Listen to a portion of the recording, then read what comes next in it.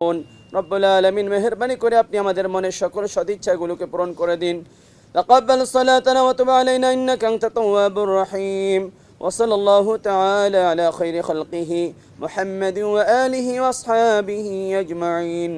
ওয়ালহামদুলিল্লাহি রাব্বিল আলামিন।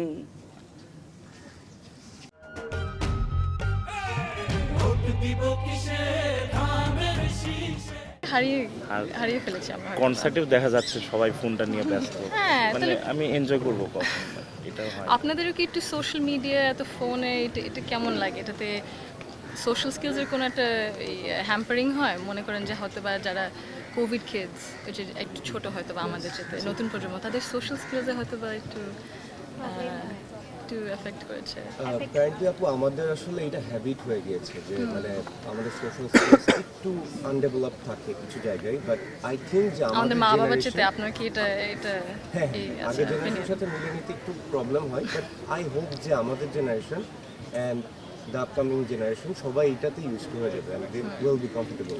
সবাই একটু এই সোশ্যাল মিডিয়ায় মানে ফোকাস দিতে চায়। মানে আমি আমার এই জায়গায় যাচ্ছি, ওই জায়গায় যাচ্ছি, ফোকাসটা সোশ্যাল মিডিয়ায় থাকে। তো সোশ্যাল মিডিয়ার মানে খারাপ সাইডও আছে, ভালো সাইডও আছে, Obviously. রাইট? হ্যাঁ, আমাদের জুলাই আন্দোলনের ক্ষেত্রে সোশ্যাল মিডিয়ায় মানে played a great role. Exactly. But একটা জিনিস হচ্ছে, আমরা যেরকমভাবে খেলার মাঠ বা ইন্টারাকশনের যে হ্যাবিটটা আমাদের বিল্ড আপ হয়েছিল, সেই জিনিসগুলো এখনকার বাচ্চারা ওই ফোনে ঢুকে থাকে, বসে থাকে, এই জিনিসটার ক্ষেত্রে একটু প্রবলেমেটিক। বাট হ্যাঁ, অ্যাডভান্টেজ ডিসঅ্যাডভান্টেজ মিলেই তো সব কিছু আসলে। বাট এই ফ্যামিলি টাইমটা এখন ওভাবে পাওয়া যায় না।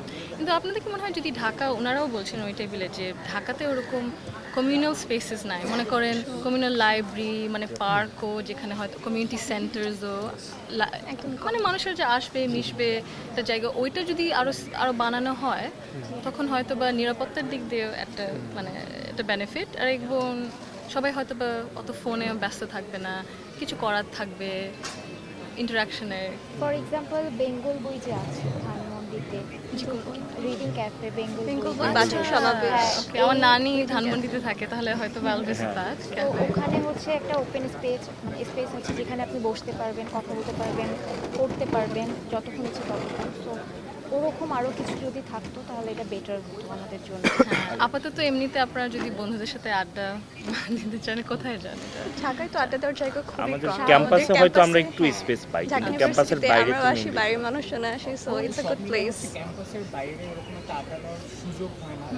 আর হচ্ছে ঢাকাতে চারমাদানে থাকি, আমি হচ্ছে স্পেশালি বরিশাল থেকে আসছি, 2 বছর হচ্ছে ঢাকায় স্টে করতেছি।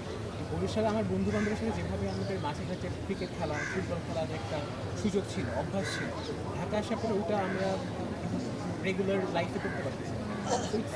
কারণ ওরকম স্পেসেস নাই, ওরকম স্পেসেস দেখছি না। স্পেসেস নাই।